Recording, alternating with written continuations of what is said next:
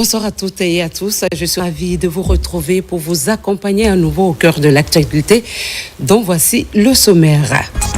Premier ministre Amadou Ouriba vers une gouvernance structurée, présentation du cadre logique des missions ministérielles, objectifs, performance, redevabilité et système renforcé. Étape clé pour la transformation nationale à Conakry. La Guinée a l'honneur sur la scène scientifique internationale. 2 chercheurs d'exception honorés à Paris pour avoir fait avancer la lutte contre les maladies infectieuses. Un prix international et 500 000 € pour récompenser le génie et l'engagement au service de l'humanité. Programme Jeunesse Ratoma, première cohorte en stage insertion socio-professionnelle, priorité de la mairie, remise des attestations sous la présidence du ministre de la Jeunesse. Merci de nous rejoindre pour partager avec vous l'essentiel de l'actualité. Le Premier ministre Amadou Ouriba a franchi une étape dans la structuration de l'action gouvernementale à travers la présentation du cadre logique des lettres de mission adressées à chaque ministre. Il pose les bases d'une gouvernance axée sur la performance, la redevabilité et la coordination de l'action publique. Ousmane Bangora. C'est une approche méthodique qui structure désormais l'action gouvernementale. Ce vendredi, le Premier ministre, chef du gouvernement, a présenté ce cadre logique aux membres de l'équipe ministérielle, insistant sur la nécessité d'une vision commune dans l'atteinte des objectifs assignés à chaque département. Cette vision se décline en 3 transformations fondamentales: sociale, économique et politique. L'action d'aujourd'hui, c'est de dire les lettres de mission sont nominatives pour le chef du département. Mais ce n'est pas des lettres de mission dévolues à une personne. Ce sont des lettres de mission dévolues au ministère.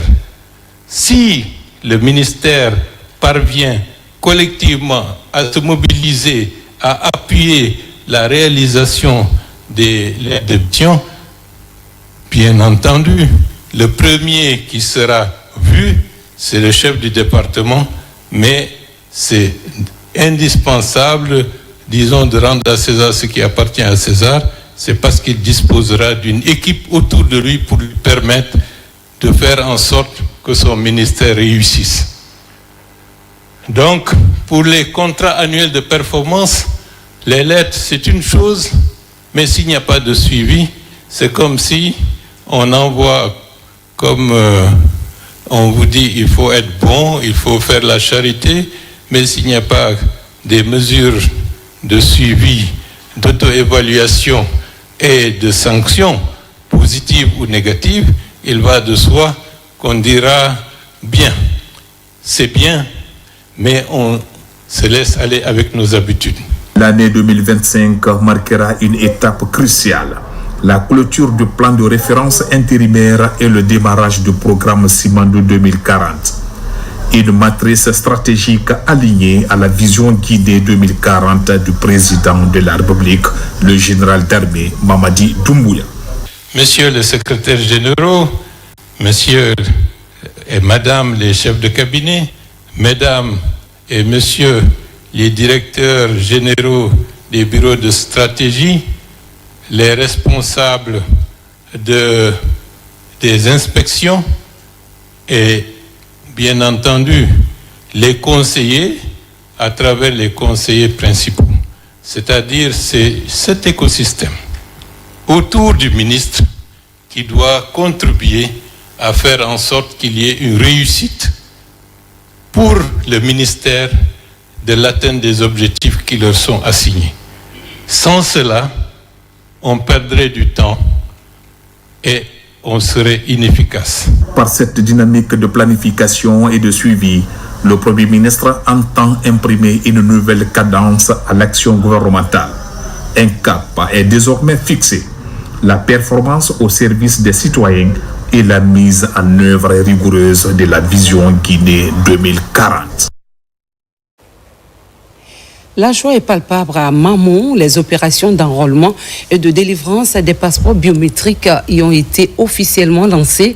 Désormais, les habitants de Mamou, d'Alaba et Pita n'ont plus besoin de se déplacer vers la capitale pour obtenir le précieux sésame. Tout se passe sur place en toute sécurité. Une avancée majeure qui met fin à de longues années de difficultés pour les populations de l'intérieur du pays. Alpha Eziagaba, Souleymane Kondé. À Mamou, la ville Carrefour, la population se frotte les mains.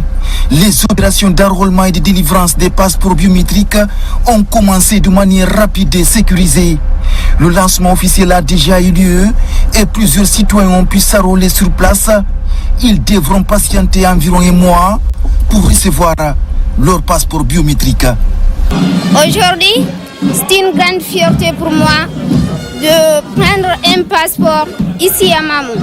C'est là, sous le leadership du général Mamadi Doumbouya. Les habitants de la région administrative de Mamou n'auront plus à parcourir de longues distances, souvent dans les conditions difficiles, pour obtenir un document aussi essentiel qu'est le passeport.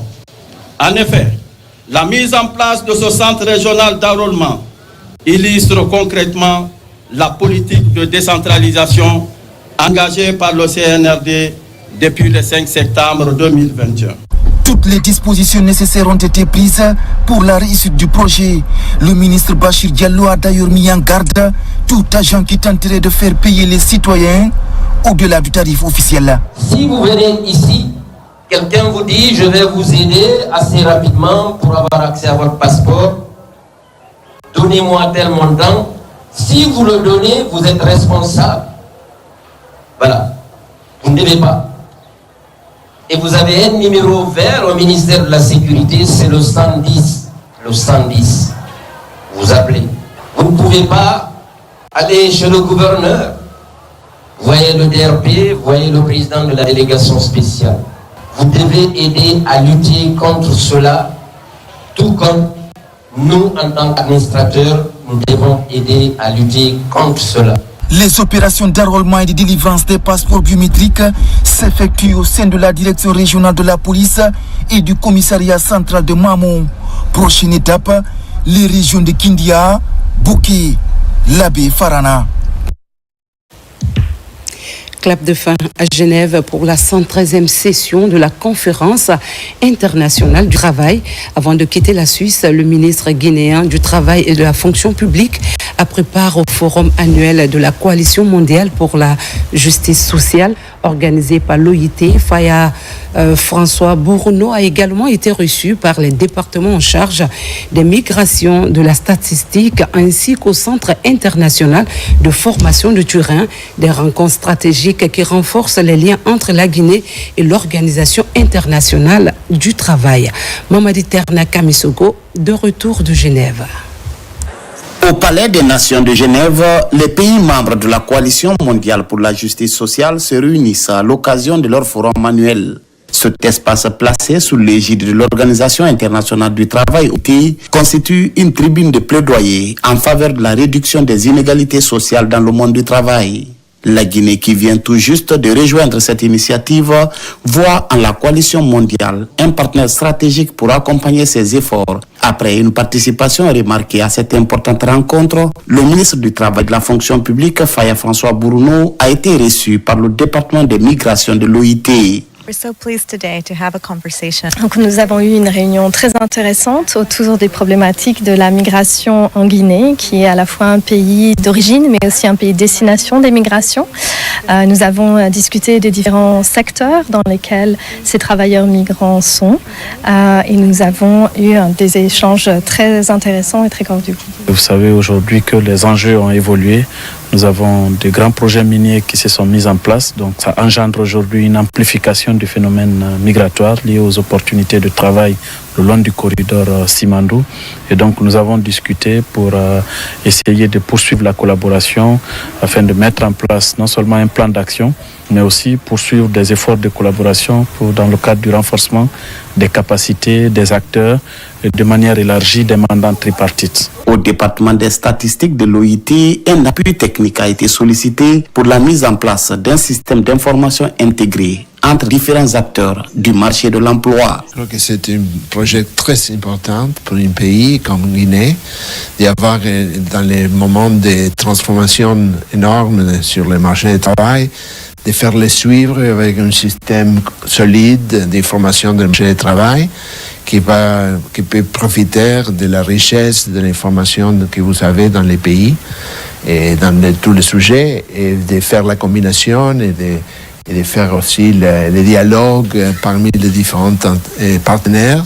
Avant de conclure ces 2 semaines d'activité intense à Genève à l'occasion de la 113e conférence internationale du travail, le ministre Faya François Bourounou a rencontré le responsable du Centre international de formation de Turin. La demande d'ouverture d'une académie de travail en Guinée a reçu un accueil favorable, ouvrant ainsi la voie à un partenariat prometteur en matière de renforcement de capacités nationales. Clôture à Monrovia de la rencontre régionale sur la délimitation des frontières des pays membres de l'Union du fleuve Mano. Les délégations repartent satisfaites avec une feuille de route commune adoptée par les commissions techniques mixtes. Objectif, renforcer l'intégration sous-régionale et poser les bases d'un développement durable. Un communiqué final a sanctionné les travaux. Mohamed Lamine Camara, envoyé spécial. Les 4 jours de travaux de la rencontre de Monrovia se sont soldés par des résultats probants. Une feuille de route consensuelle est élaborée. Ce plan d'action marque la phase de démarrage du processus de réaffirmation et de délimitation des frontières communes terrestres et maritimes entre ces 4 pays membres de l'Union du fleuve Mano. Nous sommes parvenus à des délibérations fructueuses, à des délibérations utiles. Essentiellement, la participation de la Guinée a été remarquée, j'allais dire saluée. Nous avons sollicité, bien entendu, une coopération fructueuse entre les décideurs politiques et le personnel technique pour favoriser la mise en œuvre de l'ensemble des résolutions.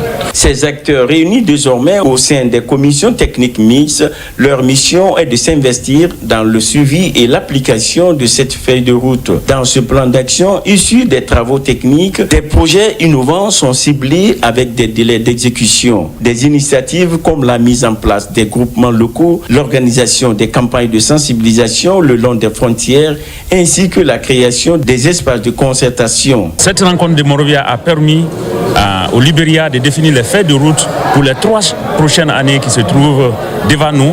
L'idée aujourd'hui, c'est de transférer toutes ces compétences pour que les États puissent prendre le devant de la scène et continuer la mission avec laquelle nous avons commencé ensemble. Au cours de cette rencontre de Monrovia, des panels thématiques ont aussi favorisé un dialogue constructif entre les délégations pour apaiser des divergences de position apparues lors des discussions entre elles autour de la ligne frontière commune.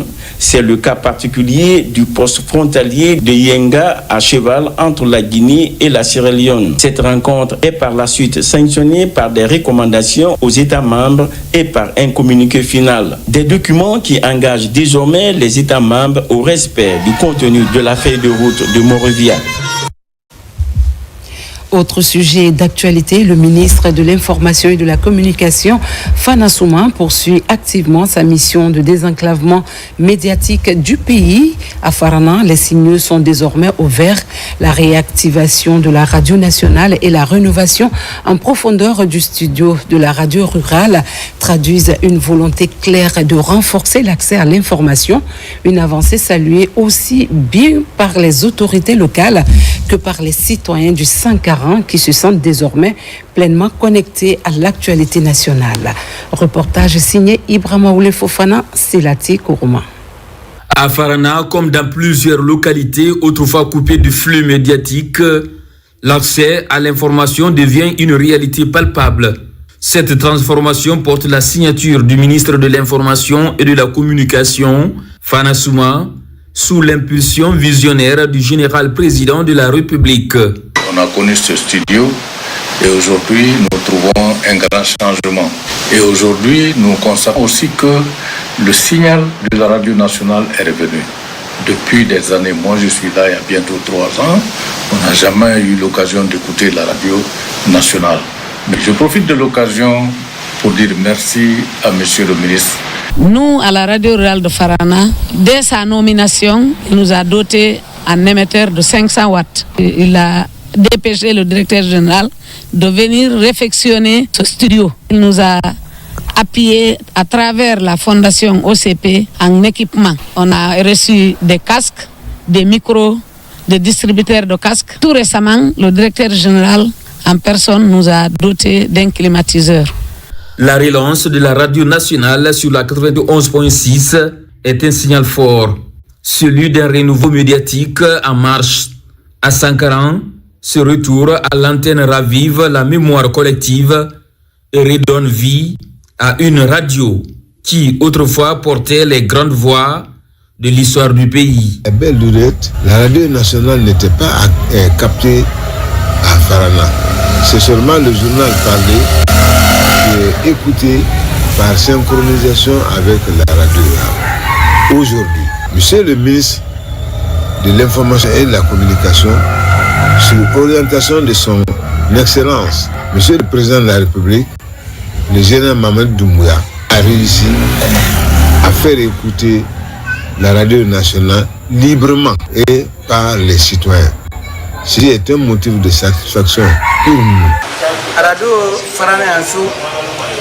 Il y a des radios à Farana ici, mais si nous avons accès à la radio de l'État, cela n'est qu'un ouf de soulagement, car désormais, aucune information nationale nous échappe. L'un des freins majeurs à l'accès à l'information, c'était l'abandon des sites de diffusion. Aujourd'hui, le ministre Fana Souma entend inverser la tendance. Dans les semaines, jours à venir, on aura la possibilité de doter le site de diffusion et le siège régional de la RTG, aussi la radio rurale, en système solaire autonome. Pour le préfet de la localité, les efforts du ministre de l'Information ne sont pas seulement visibles, ils sont palpables. Un soutien déterminant qui renforce la redevabilité de l'administration publique et rapproche les citoyens de l'action gouvernementale. En visite dans la zone spéciale de Boké, le ministre des Transports et porte-parole du gouvernement, Ousmane Gawal Diallo, s'est rendu auprès de plusieurs sociétés minières publiques. Accompagné de ses cadres, il est allé s'informer sur leur fonctionnement et rappeler l'importance du respect strict des cahiers de charges conformément aux orientations du gouvernement. Reportage Abraham Christophe Conté, Mohamed Aïcha Silla.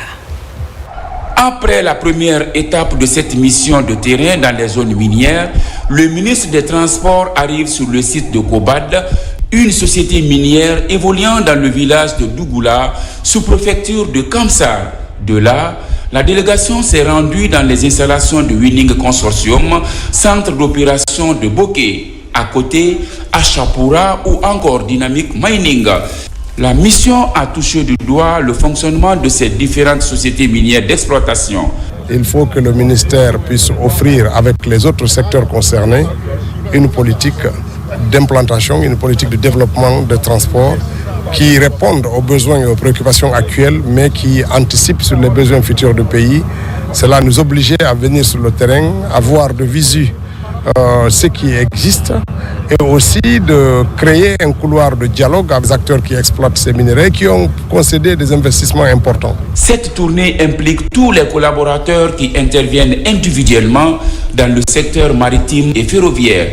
La mission permettra à coup sûr l'État à mettre en place un mécanisme de surveillance et d'orientation pour mieux contrôler les opérations du transport minier. La vision du ministre des Transports, c'est de penser à la mutualisation des infrastructures portuaires, de se rassurer que l'impact écologique et environnemental soit minimisé. Le ministère des Transports a un rôle primordial et fondamental à jouer dans le développement, de faire en sorte que la vision de rectification institutionnelle, la vision de refondation de l'État soit une réalité au niveau du secteur des transports et à tous les domaines. À travers cette tournée du ministre des Transports, les sociétés minières visitées ont la conviction de se sentir en sécurité, mais aussi elles mesurent la portée et la nécessité de respecter les nouvelles réglementations pour la bonne marche du secteur du transport.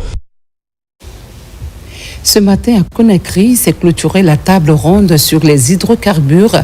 Bien que la Guinée n'ait pas encore découvert de pétrole, les experts sont convaincus qu'elle pourrait devenir productrice d'or noir dans les années à venir. Pour cela, le pays se prépare à mettre en place les structures nécessaires sous l'égide du ministère de l'Énergie et de l'Hydrocarbure et de l'Hydraulique à travers la Direction nationale des hydrocarbures. Plusieurs délégations étrangères ont participé à la rencontre. Plus de détails avec Tcherno Ousmane Diallo. Première initiative du genre, la table ronde des hydrocarbures a été un moment de partage sur les potentialités de la Guinée dans le secteur tout en abordant les défis. La Guinée ne veut plus faire du secteur des hydrocarbures un secteur à l'ombre du secteur minier. Cette table ronde a ainsi permis de jeter les bases pour l'élaboration d'une politique nationale et d'un schéma directeur des hydrocarbures en Guinée. Durant ces 3 jours, nous avons eu l'opportunité d'aborder de nombreux sujets cruciaux. Nous avons discuté des défis, des opportunités liées à l'exploration, à l'exploitation, à la transformation et à la distribution des hydrocarbures dans notre pays. Nous avons également exploré les enjeux environnementaux, économiques, sociaux de ce secteur, ainsi que les meilleures pratiques qui se passent ailleurs. Avec de nombreux spécialistes venus de plusieurs pays pétroliers à travers le monde, la table ronde des hydrocarbures a aussi été l'occasion de lancer un appel pour soutenir l'exploration pétrolière et les investissements dans le secteur du gaz en Guinée. Et pourquoi la Guinée ne trouverait pas du pétrole ?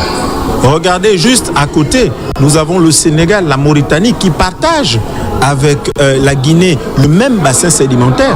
Et si eux, ils ont trouvé, pourquoi est-ce que la Guinée, elle, ne le trouverait pas? Et je pense que c'est en ce sens que cette démarche est positive, car la Guinée se prépare maintenant. Ce que je recommanderais, c'est en fait la coopération sous-régionale, qui est très, très, très importante, ainsi que les synergies entre les pays de la sous-région. Il y a des initiatives, de projets de gazoduc qui permettraient de distribuer le gaz au niveau de la sous-région du Nigeria par la Guinée et le Sénégal. Avec cette table ronde, la Guinée tire de nouveaux enseignements et parmi les recommandations fortes figure l'adoption d'un cadre législatif moderne, attractif, adapté au contexte national dans le secteur des hydrocarbures. C'est une grande fierté pour le Rouge Jaune Vert et salué depuis l'Hexagone. La Guinée brille à l'international à travers 2 de ses fils, le professeur Abdoulaye Touré et le professeur Alpha Kabine Keïta, distingués par l'Institut des sciences de Paris. Leur travail remarquable sur les maladies infectieuses dans les pays en voie de développement leur vaut le prestigieux prix Christophe et Rodolphe Mérieux, décerné par l'Institut de France, assorti d'une enveloppe de 500 000 € en reconnaissance de leur engagement scientifique au service de l'humanité. Le reportage est signé Mohamed Souma, Abdoulaye Touré. Le monde scientifique guinéen à l'honneur à Paris. Professeur Abdoulaye Touré et professeur Alpha Kabine Keïta reçoivent le prix de la Fondation Christophe et Rodolphe Mérieux de l'Institut de France pour leurs recherches scientifiques sur les maladies infectieuses dans les pays en voie de développement. Une fierté pour le Rouge Jaune Vert. Un appel à plus d'engagement, un appel à continuer à performer dans ce que nous faisons, à continuer à soutenir la formation des jeunes, à développer des activités de recherche pour répondre aux problématiques de santé qui se posent à la population guinéenne. La recherche est une voie de réussite. On peut réussir en faisant la recherche, on peut gagner en notoriété, on peut également s'épanouir. Et nous invitons également nos autorités à mettre la recherche au cœur du développement. Ces 2 scientifiques, tous membres du Centre de recherche et de formation en infectiologie de Guinée, vont bénéficier de 500 000 € pour leur contribution à la recherche sur Ebola et d'autres pathologies émergentes dans les pays du tiers-monde. Nous sommes très contents de savoir que la recherche en Guinée avance, parce que c'est des chercheurs qui ont en fait créé un centre de recherche, à savoir le CERFIG, à la suite de l'épidémie Ebola. Et aujourd'hui, nous voyons que leurs efforts sont récompensés à travers ce prix. C'était une occasion de fierté pour voir notre jeunesse mise en exergue dans le domaine scientifique. En général, nous excellons dans le domaine de la culture via la musique. mais que maintenant, via la science, on essaie également de montrer au monde que réellement la Guinée a du potentiel. Ces deux Guinéens dirigent une équipe multidisciplinaire de plus de 80 membres et ont lancé une trentaine de projets internationaux sur les réservoirs viraux et les aspects cliniques et socio-anthropologiques des maladies qu'ils entraînent. Bravo à ces ambassadeurs de la science guinéenne. Coopération culturelle et académique entre la Russie et la Guinée. L'Institut supérieur des arts Mori Kanté de Dubrika a reçu la visite de l'ambassadeur de Russie en Guinée au programme des masterclass animés par des professionnels russes, suivi d'un concert dans un esprit de partage et de rapprochement culturel. L'initiative vise à explorer les pistes de collaboration entre l'ISAC et les institutions russes d'enseignement artistique et culturel. Assa Martin Fascinaduno, Kandesila. 21 ans après sa création, l'Institut supérieur des arts Mori Kanté de Dubrika se montre comme un creuset de promotion des arts et de la culture. Ce week-end, l'ambassadeur de la Fédération de la Russie a visité ces temples de savoir. Après son échange avec les responsables, Alexis Popov a été convié à une visite guidée des espaces d'exposition mettant en lumière des œuvres plastiques contemporaines réalisées par les étudiants. Nous avons, grâce à l'accompagnement de M. l'ambassadeur, reçu une invitation en Russie où nous avons signé un partenariat avec l'Université russe d'art et de métiers traditionnels. Cette convention entre en activité dès la reprise de l'année universitaire. Nous avons aussi, grâce à leur accompagnement, reçu l'échange avec la maison de la Fédération russe en Guinée qui est basée à Lambagne. Par rapport à l'accompagnement, nous souhaiterions que M. l'ambassadeur facilite l'octroi des bourses universitaires, aussi bien pour les étudiants que pour les enseignants. C'est mon première visite ici à l'Institut de Beaux-Arts, à Dubrika. Nous avons des bonnes relations, on peut dire historiques avec cet institut, car il y a des professeurs russophones qui travaillent ici. Pensons où on peut organiser un concert de musique classique avec des artistes russes, nous avons pensé au sujet de cet institut. Des séances de masterclass sont organisées avec les étudiants de l'ISAMC. Ces échanges, animés par des professionnels russes du corps diplomatique et par des enseignants-chercheurs de l'Institut, ont porté sur l'art comme vecteur de diplomatie et de dialogue interculturel, l'histoire de l'art russe et ses grandes écoles et les opportunités de bourse et de formation artistique en Russie. Je me sens émerveillée parce que j'ai pu rester à sa présence. Ça, c'est déjà un atout pour moi. Aujourd'hui, on a eu une masterclass avec les enseignants de la Russie. L'enseignement était sur les vocalistes et puis sur les instruments de la musique, au fait, le piano. Nous serons le centre pilote de l'apprentissage de la langue russe à travers la nation. Apprendre aujourd'hui la langue russe est une fierté. Je crois que la musique est un métier transversal et universel. Une journée culturelle couronnée par des prestations des étudiants qui a permis à l'ambassadeur de Russie en Guinée de constater la richesse de la créativité guinéenne et russe, ainsi que l'investissement intellectuel et technique des jeunes artistes. Rapidement, l'insertion des jeunes dans le monde professionnel prend forme. Le stage de la première cohorte initiée par la mairie vient de s'achever. Une cérémonie de remise d'attestation présidée par le ministre de la Jeunesse est venue saluer cette dynamique. Le point avec Moussa Bangora. Avec le slogan « Célébrons ensemble ceux qui font avancer la collectivité », la première cohorte du programme Bénévolat Jeunesse de Ratoma vient de boucler un stage pratique de 3 mois dans les entreprises et services publics. Ici à la mairie, une cérémonie est organisée pour encourager l'engagement et l'esprit de solidarité de ces jeunes très impliqués dans la réussite des actions citoyennes dans les communautés. On ne peut pas attendre que l'État fasse tout pour nous. Il faut s'engager, il faut être déterminé à servir sa communauté. C'est en servant sa communauté qu'on peut servir son pays. Partenaires techniques, institutions et cadres du ministère de la Jeunesse sont tous mobilisés.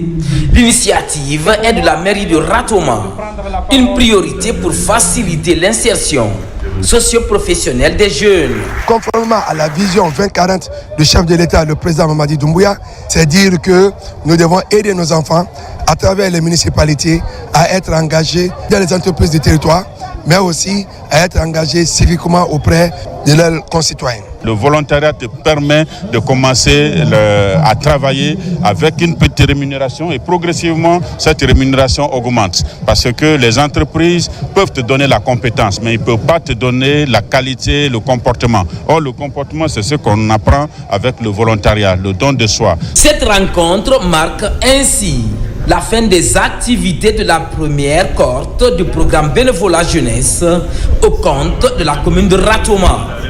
Les jours à venir, d'autres groupes de jeunes seront recrutés et formés. La Fédération syndicale des transports et mécanique générale, affiliée à l'UGTG, a tenu son tout premier congrès à Conakry. Pendant 2 jours, les participants venus de tout le pays ont échangé sur les nouvelles orientations de la structure. Une étape importante dans la redynamisation du mouvement syndical. Robert Siditono, reportage. Le renforcement du dialogue social, thème du premier congrès ordinaire de la Fédération syndicale professionnelle nationale des transports et mécanique générale. Les 2 jours d'échange à Conakry ont permis de débattre sur les nouvelles orientations de cette structure syndicale. Venus des différentes régions du pays, ses membres ont retouché les textes fondamentaux qui régissent la fédération en vue de redonner un nouveau souffle au secteur des transports en Guinée. On a dit fédération, donc on va fédérer vos efforts. On va dire Kankan, Sigiri, Mandiana, Zérekore, vous allez tous vous mettre ensemble. Pourquoi ?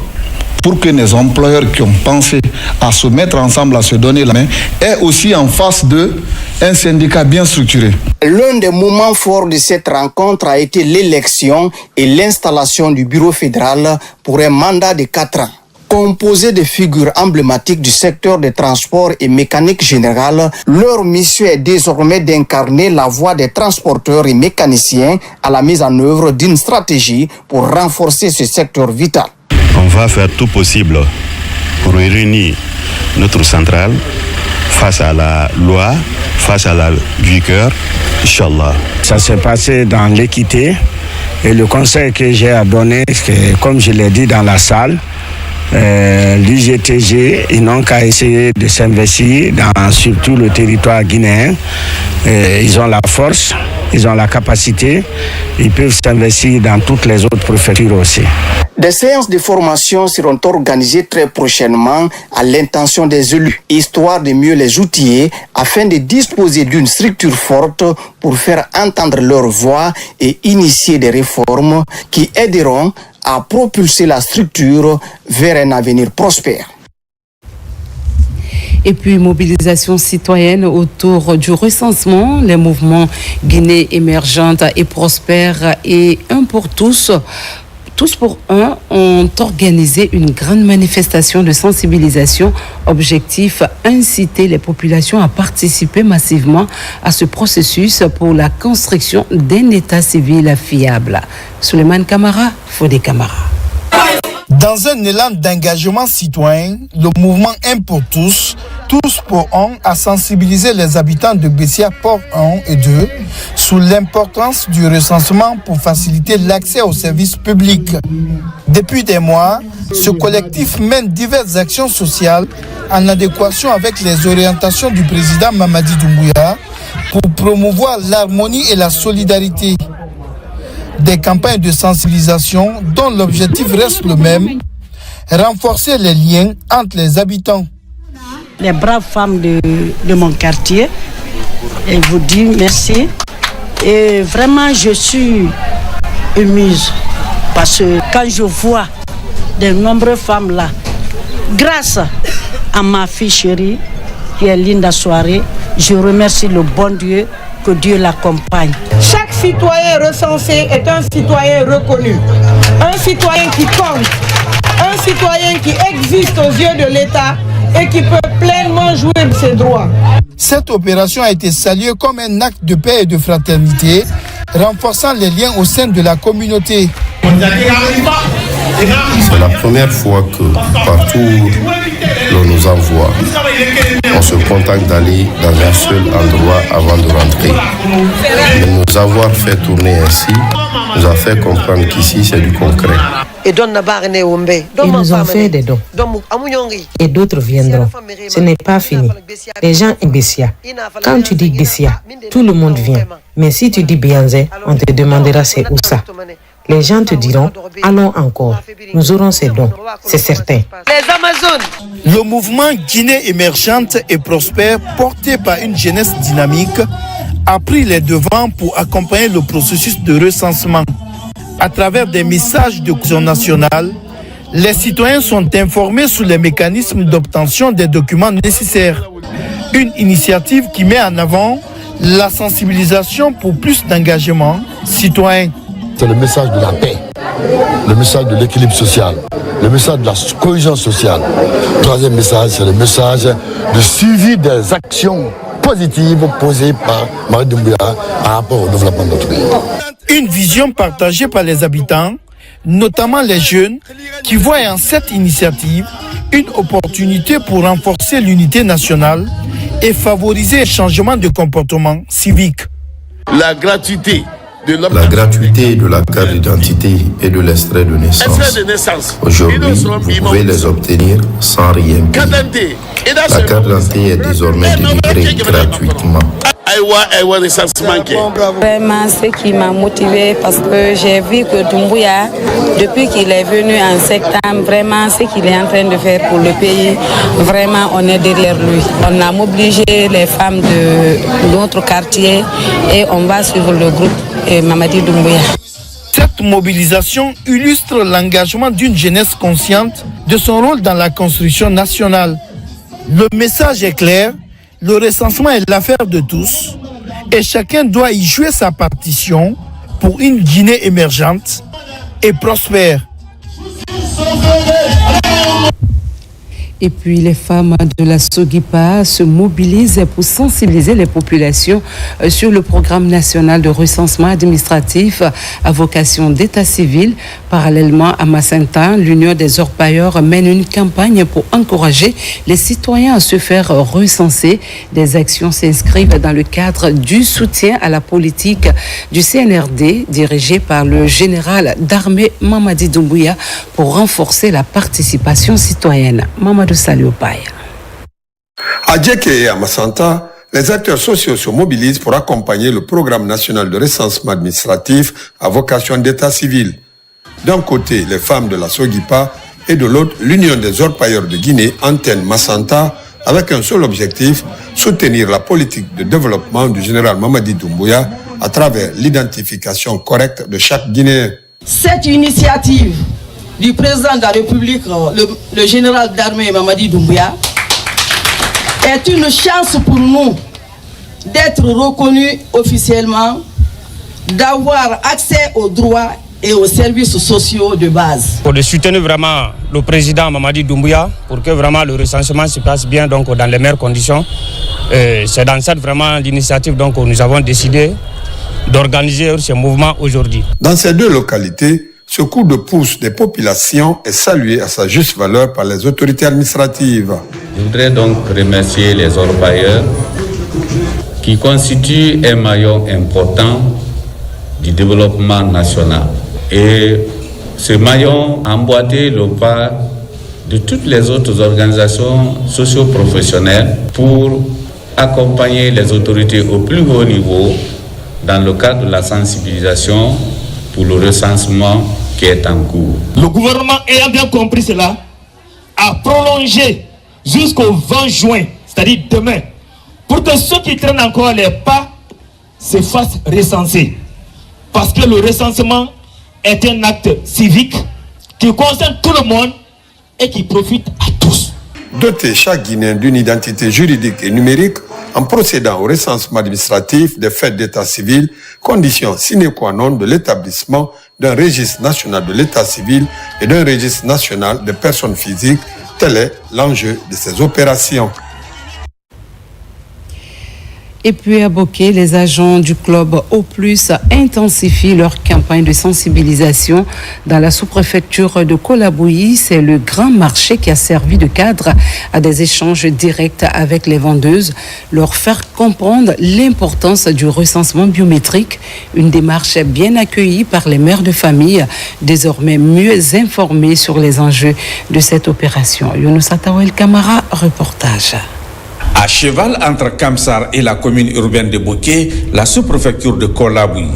Ici, les membres du club O+ posent leurs valises pour être au contact des citoyens en vue de leur expliquer la nécessité de ce processus d'enrôlement biométrique. Le grand marché est ciblé pour passer le message, celui de se faire recenser. Vu la situation de Kolabouyi, le nombre de lieux de recensement c'est insuffisant. Il faut vraiment motiver les gens pour d'accepter le temps qu'il faut faire au niveau des bureaux de vote, le temps qu'il faut prendre et accepter les petites priorités parce que parfois ça fait des confusions. D'autres disent c'est l'argent et pourtant parfois c'est pas l'argent. Ce jour, les agents sensibilisateurs du club O+ ont bravé la pluie qui s'abattait sur Kolabouyi pour mieux accomplir leur mission de mobilisation autour du programme national de recensement à vocation d'état civil.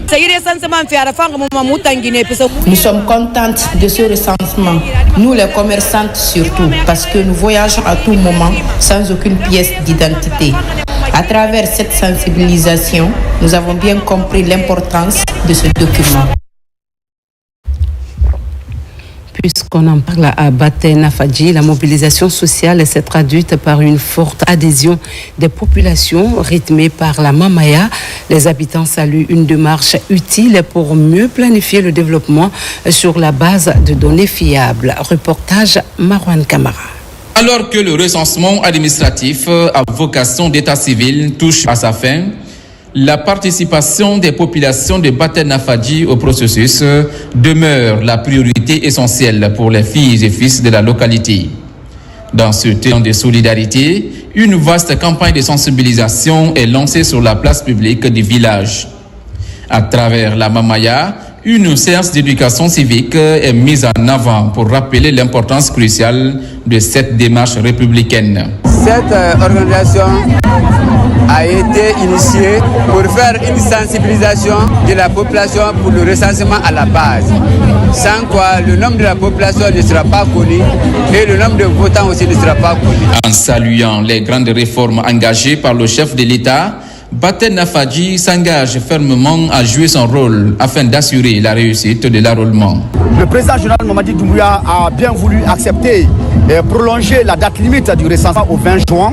Donc c'est une occasion pour nous de se faire massivement recenser. Parce que pour donner sa voix à une élection, il faut évidemment être recensé. Les cadres, les jeunes, les femmes, les chasses de Baté Nafadji se sont donné les mains pour mobiliser toute la population à se faire massivement recenser dans l'intérêt de la nation. Dans cet esprit citoyen, Baté Nafadji se réinvente et se rassemble autour de valeurs communes afin d'accompagner la refondation de l'État. À l'image du programme Simandou 2040, des initiatives de développement en cours dans le pays sont appréciées à travers la culture. Le Mosaic Code, quant à lui, a mis le cap sur le district Biarakouda dans la préfecture de Doura, préfecture de Korossa, où les équipes ont échangé avec les populations sur l'importance de cette opération. Kerfala Presse Camara et Mamoudou Silla. C'est au rythme majestueux de la danse traditionnelle d'Undumba, appelée aussi la danse des hommes forts, que la coordination nationale du Mosaic Code a été reçue avec ferveur dans le district de Yarakouda. Le message principal de cette visite est clair: sensibiliser les populations au recensement biométrique à vocation d'état civil. Une fois qu'on se recense là, cela va nous aider pour le projet de voyage, de conscience, ça va nous aider de tout. Dans une ambiance conviviale, les habitants ont adhéré à l'idéal d'enrôlement et d'identification dans la base des données administratives du pays.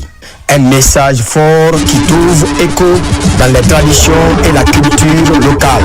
Exprimer toute ma joie d'avoir reçu aujourd'hui cette mission venue au nom du général Mamadi Doumbouya. Ma population, ça se recenser massivement. Sans le recensement, on n'est pas citoyen, on n'est pas guinéen. Que ce soit l'enfant de 18 ans, de 20 ans, de 30 ans, alors tout le monde doit comprendre la nécessité de l'importance de la sensibilisation pour le recensement. Sous la direction de Raya Diaba Doumbouya, la coordinatrice nationale, le Mozakod se mobilise avec détermination pour se mettre au service du peuple et œuvrer à l'émergence de la nation. Clôture festive du recensement biométrique à Djellibakoro. Dans une ambiance culturelle, les habitants ont célébré la fin des opérations, marquant ainsi leur adhésion massive au processus. Une mobilisation réussie portée par les fils résidents et ressortissants engagés dans la sensibilisation pour le développement local. Djamokaba. À Djellibakoro, dans Kankan, la campagne de sensibilisation pour assurer le bon déroulement du processus de recensement administratif à vocation d'état civil se veut rassurante. À travers une grande manifestation culturelle sur l'esplanade de la Maison des Jeunes, la vision du gouvernement est exposée aux différentes couches sociales pour les inciter à se faire recenser. Le but d'ailleurs de ce mouvement, c'est de venir sensibiliser la population de Djellibakoro afin qu'ils puissent vraiment se recenser, puisque c'est l'emblème du président Mamadi Doumbouya en son honneur. Il sollicite à tous les Guinéens de se recenser. Si vous voyez même la décoration de nos buissons, vous verrez même la sensibilisation est déjà présentée. Puisque le président, son objectif principal aujourd'hui, c'est le recensement. Au cœur de l'ambiance, Djellibakoro s'engage à jouer son rôle pour accompagner le chef de l'État dans ses initiatives de développement. Ce bel exemple favorise la participation des personnes du troisième âge au processus de recensement. Grâce à la sensibilisation, Djellibakoro est aujourd'hui en tête des communes rurales en matière de taux de personnes recensées. C'est une façon pour nous de soutenir le président de la République. Au-delà de cet engagement en faveur du chef de l'État, Djellibakoro fait face à plusieurs défis, notamment l'achèvement de la grande mosquée en chantier depuis des années. La commune rurale sollicite également auprès des autorités compétentes la construction des infrastructures routières pour relier la localité aux villages voisins. On en vient aux opérations de recensement des Guinéens établis à l'étranger. C'est au tour du Royaume d'Espagne de lancer l'enrôlement de nos compatriotes. Malgré la distance, la mobilisation est bien réelle. Les Guinéens d'Espagne s'organisent pour prendre part à cette opération qui s'inscrit dans la dynamique de modernisation du système d'état civil. Makemedozo. Pour ce recensement au compte du PNRAVEC, le Royaume d'Espagne n'est pas resté en marge. De Madrid en passant par Barcelone, Séville jusqu'à Murcia et Las Palmas, l'opération est lancée officiellement à la Maison de Guinée en Espagne. C'est un sentiment de satisfaction, un devoir de citoyen que je viens d'accomplir. J'invite tous nos compatriotes vivant en Espagne de se déplacer, même si c'est pour 1 heure de temps, prendre une permission d'1 heure, de venir se faire recenser. C'est très important pour eux, pour leur démarche administrative en Espagne ici et en Guinée. La collaboration entre la juridiction diplomatique d'Espagne et le Conseil des Guinéens facilite le déroulement du processus des opérations d'enrôlement. Nous avons élaboré un plan de travail, nous avons récupéré l'équipe d'enrôlement et nous avons formé les membres des commissions administratives ainsi que les agents recenseurs. Et aujourd'hui, nous avons lancé officiellement le recensement. La formation et la prestation de serment des agents recenseurs ont été les premières étapes validées par la mission de recensement. Et la disponibilité du personnel diplomatique de Guinée au Royaume d'Espagne motive déjà les compatriotes à rejoindre les bureaux de recensement. cap sur les États-Unis d'Amérique où l'opération de recensement des Guinéens de l'étranger bat son plein, lancée officiellement par l'ambassadeur représentant permanent de la Guinée près des Nations Unies. Nos compatriotes répondent massivement à l'appel avec un objectif clair, être comptés et participer à l'avenir du pays. Les échos de cette mobilisation avec Ousmane Ba, Mohamed de Camara. Cette équipe assure l'enrôlement des Guinéens établis dans les États de New York, New Jersey et Connecticut. L'opération se déroule en présence de l'ambassadeur représentant permanent de la Guinée aux Nations Unies. Comme vous pouvez le constater, ces opérations de recensement suscitent beaucoup d'enthousiasme et d'engouement de la part de nos compatriotes que nous appelons à massivement se mobiliser afin de participer à ce processus qui va permettre de doter chaque Guinéen établi aux États-Unis d'Amérique et plus particulièrement dans les États qui sont dans notre couverture juridictionnelle, avoir une identité numérique. Ça nous rassure que ce recensement se passera très bien dans les bonnes conditions parce que les Guinéens vivant aux États-Unis sont déjà engagés, mobilisés pour faire un recensement massif. L'activité est suivie d'une formation des membres de la commission administrative de recensement et des agents recenseurs. Le travail est fait de telle sorte que l'ensemble du territoire américain soit couvert afin que nos concitoyens puissent venir en masse se recenser et qu'ils aient un numéro d'identifiant unique. C'est quelque chose de nouveau chez nous. Pour la première fois, on a eu un kit chez nous. D'habitude, la communauté se déplace. Nous venons à New York ici pour se recenser. Et je dirais bravo à cette équipe. Il y a aussi la présence remarquable des représentants des bureaux de New York, New Jersey, Connecticut, Philadelphie, Boston et Delaware. Et puis, ce communiqué du ministère du Budget avant de nous quitter, la Direction générale des impôts rappelle à l'ensemble des entreprises ayant bénéficié d'un moratoire sur le paiement de leurs arriérés fiscaux que cette mesure exceptionnelle est consécutive à la délivrance automatique des documents fiscaux, quitus fiscal et certificats d'immatriculation fiscale dans le cadre du projet SAFIC 2.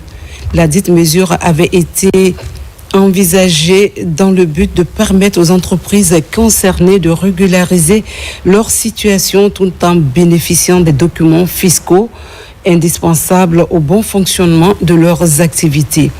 La Direction générale rappelle que ce moratoire entre en vigueur le 22 janvier 2025 prendra fin le 30 juin 2025. À compter du 1er juillet 2025, toute entreprise restant redevable vis-à-vis de l'administration fiscale ne pourra plus obtenir le quitus fiscal ni le certificat d'immatriculation fiscale. Le système informatique SAFIC 2 e-tax appliquera de manière automatique les règles de gestion prévues conformément aux principes d'équité fiscale.